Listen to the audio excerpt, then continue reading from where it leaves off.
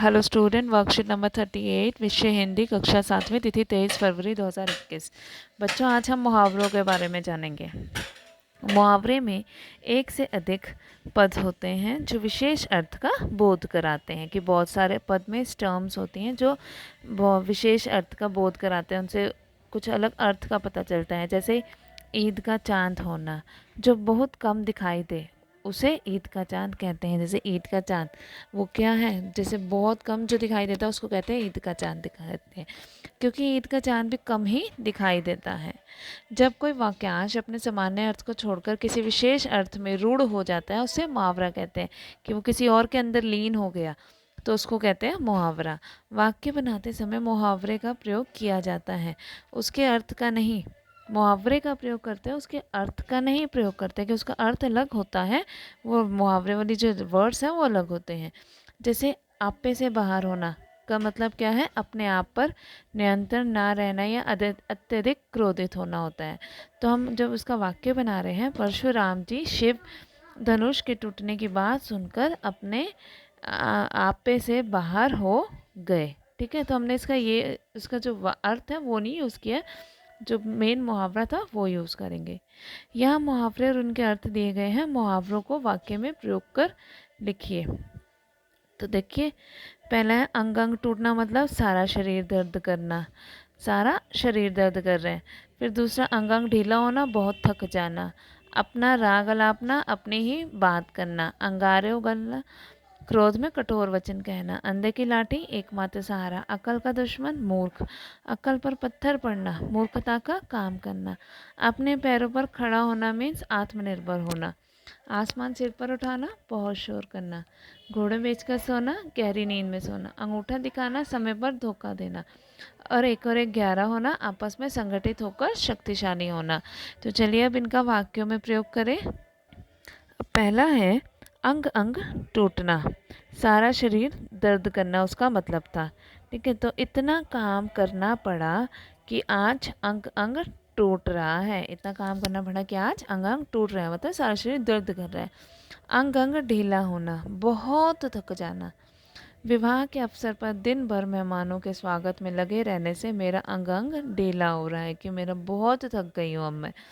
अपना राग अलापना, अपनी ही बात करना, कि अपनी ही बात वो कही जा रहा है। कुछ व्यक्ति सदैव अपना ही राग अलापते रहते हैं, कि वो हमेशा अपनी ही बात करते रहते हैं, उन्हें किसी और से कोई मतलब नहीं है। अंगारे उगलना, अंगारे उगलना मीन्स क्रोध में कठोर वचन कहना, कि बहुत ज़्यादा गुस्सा आ गया और हम कुछ भी बोल रहे हैं, बहुत कठोर वचन बोल रहे हैं गुस्से में।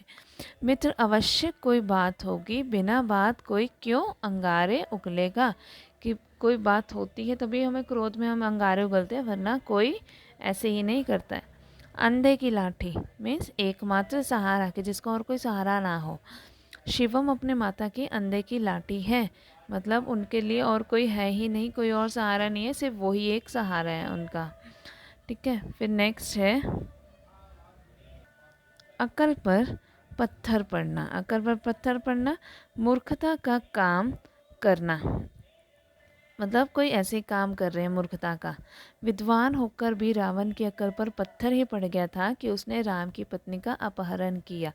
तो अकल पर पत्थर ही पड़ गया था, उसने बहुत मूर्खता का काम किया था जो उसने उनका अपहरण कर लिया था।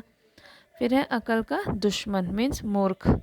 वह लड़का तो अकल का दुश्मन है, उसे कितना ही समझाओ मानता ही नहीं है। इतना वो मूर्ख है ना कि वो मानता ही नहीं है, जितना मर्जी समझा लो उसे।